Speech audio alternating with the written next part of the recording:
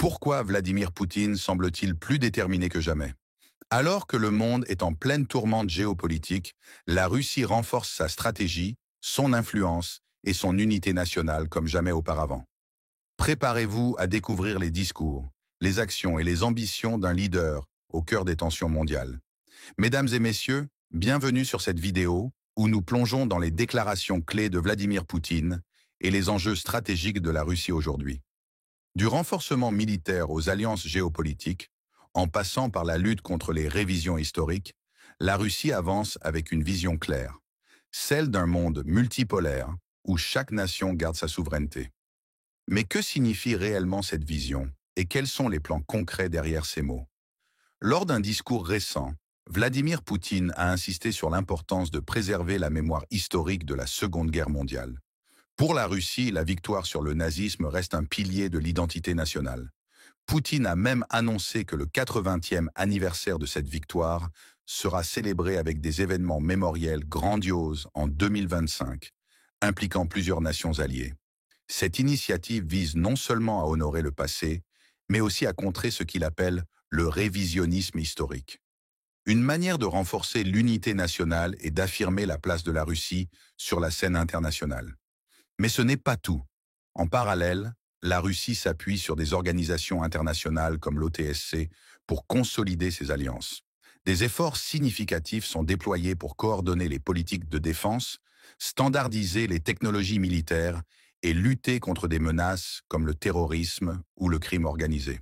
Des organisations dans le domaine de la défense, séances de rédaction aux crises liées à la lutte contre le terrorisme, le narcotrafic et le crime organisé. Vous avez présenté des activités dans un contexte de résolution approuvée par les États de l'OTSC en novembre à Astana. Aujourd'hui en Russie, et peut-être que vous y avez été attentif, c'est le jour des héros de la patrie et à cette date mémorielle, eh bien, nous honorons les héros, nous respectons l'ensemble de nos héros du passé et du présent.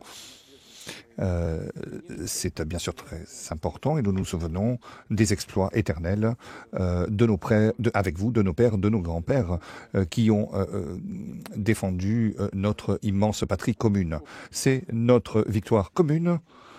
C'est obtenu par nos peuples au cours de la Seconde Guerre mondiale. Et l'année prochaine, comme vous le savez, nous allons célébrer une année importante, à savoir le 80e anniversaire de la victoire. Dans tous les pays de l'OTSC auront lieu des événements mémoriels, sociaux, et bien sûr, nous attendons les dirigeants à Moscou le 9 mai des chefs d'État de l'OTSC, puisque vos pays ont pris part avec les militaires russes, eh bien prendront part plutôt à la parade militaire. Donc nous travaillons à la préservation de la mémoire historique et de la vérité historique de la mémoire, à savoir quel prix a été payé pour la lutte contre et la victoire contre le nazisme. Nous l'avons rappelé à Astana. Et nous allons poursuivre les efforts communs pour pour nous souvenir de ce qui s'est fait en 1945 pour toute l'humanité. À cet égard, vous avez approuvé des recommandations par les parlements de mesures de lutte contre contre le révisionnisme et pour la vérité historique en l'honneur du jubilé de la victoire. J'aimerais vous dire que dans le cadre actuel de l'OTSC, dans le cadre de notre union, notre fraternité, nous sommes très attachés au renforcement de l'organisation de son autorité dans le domaine de la garantie de la paix et de la stabilité. Et dans tout l'espace euro-asiatique, nous sommes en faveur d'un ordre mondial multipolaire et juste, garantissant la sécurité en respectant la souveraineté de chacun et, il est vrai, un propre modèle de développement. Conformément aux démarches et aux approches de l'OTSC, eh bien, tout ceci doit se refléter dans les travaux de l'Assemblée parlementaire et de ses déclarations politiques. Comme cela a été dit, lors de nos travaux conjoints. Mais ce n'est pas simplement une phrase, c'est la pensée réelle qui doit se refléter. En outre, les législateurs de l'OTSC apportent une véritable contribution à l'organisation juridique dans le domaine des migrations et de la sécurité et dans les recommandations législatives dans la lutte contre l'immigration illégale. Tout ceci intéresse la Russie et nos partenaires, nous le comprenons bien sûr, ainsi que tous ceux qui se déplacent dans un pays ou un autre de l'espace et qui jouent un rôle. Il faut garantir leur sécurité et tous ceux qui viennent, bien sûr, doivent être prêts à travailler à cela. Ils doivent connaître la langue du pays. Quand ils arrivent, quand ils viennent travailler, en utilisant, ils profitent des garanties sociales. Mais je le répète, pour que cela se passe bien, pour que les gens puissent bien vivre dans un pays de façon permanente, quelle que soit leur citoyenneté, eh bien, ils doivent répondre aux exigences de l'État. Les droits, les garanties de sécurité, c'est bien entendu nécessaire. Vous savez qu'a été élaboré un modèle de projet de loi qui pourra être utilisé dans toute l'organisation et intégré dans le droit national des pays. C'est une orientation très importante. Nous le savons tous. Certains pays se développent et sans aucun doute, ceux qui viennent doivent savoir ce qui se passe dans ces laboratoires. Il faut déterminer les choses. Un autre objet de l'Assemblée parlementaire, c'est la sécurité de l'information.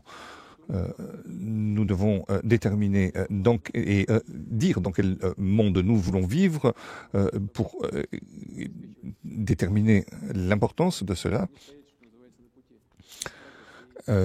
Déterminer que nous sommes bien sur la voie du progrès dans l'ensemble, dans ce domaine. Ce n'est pas une tâche simple, mais c'est notre voie de développement.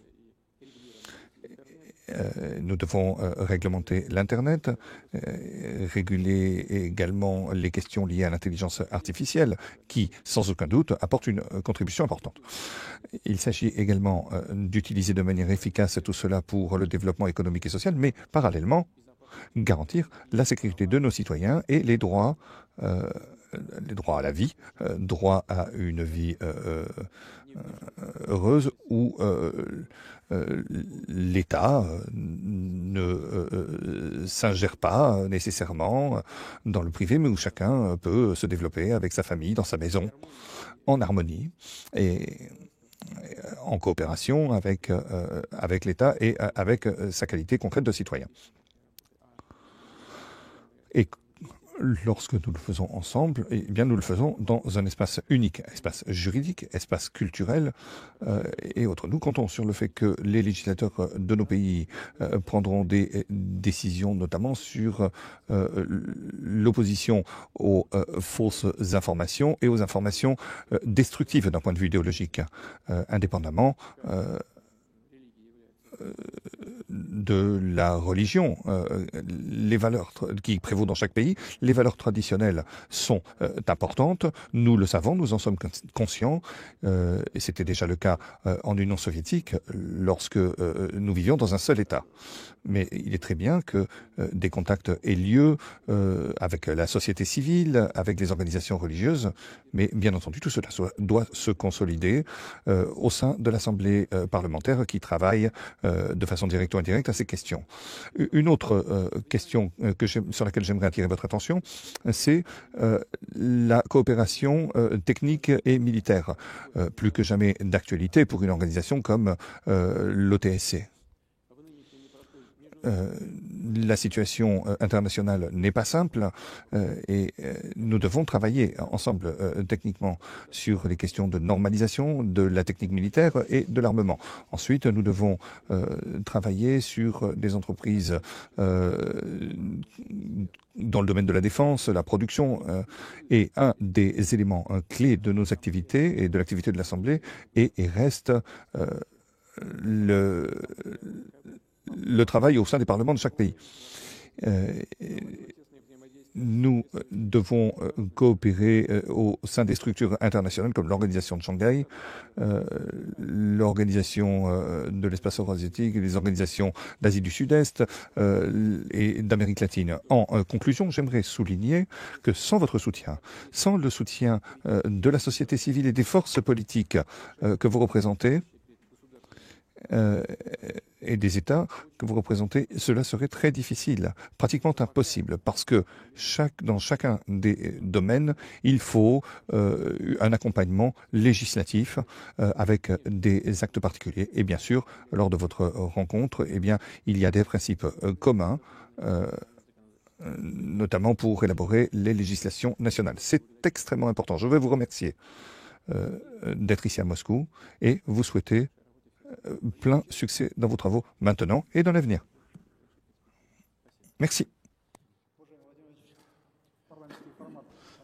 Monsieur le Président, les discussions dans le cadre parlementaire se développent. Nous avons passé une étape assez difficile parce que quand il s'agit d'harmoniser la législation, il faut avant tout mettre en place des modèles et trouver des solutions pour adopter dans le cadre de l'Assemblée parlementaire les questions de sécurité pour les pays membres. Et c'est un objectif qui est difficile à atteindre parce que nous avons des normes différentes qui doivent être harmonisées. Nous prenons des décisions sur la base d'un avis consolidé et c'est dans ce cas seulement que des solutions sont proposées. Aujourd'hui, nous avons 8 modèles de ce type de décision qui ont été adoptés en matière de sécurité, de défense, des pays de l'OTSC.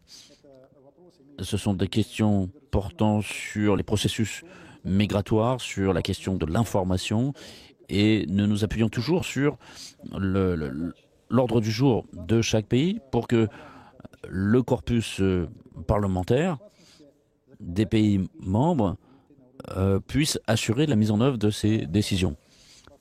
Donc c'est un processus dans le cadre duquel la dynamique et les décisions sont prises à l'instigation des dirigeants nationaux et je tiens à vous exprimer ma reconnaissance pour le fait que vous êtes toujours attentif à ce graphique, à ce planning et vous êtes toujours impliqué là-dedans. Donc la dimension parlementaire est importante et si l'on n'a pas les conditions nécessaires pour prendre ces décisions, c'est plus difficile. Mais on voit qu'aujourd'hui, face aux défis, aux menaces qui se présentent aujourd'hui, même les obstacles, je dirais, la dimension parlementaire est la forme qui correspond aux besoins qui nous permettent d'échanger et d'établir un dialogue. Et sans ce dialogue, il n'y a pas de confiance.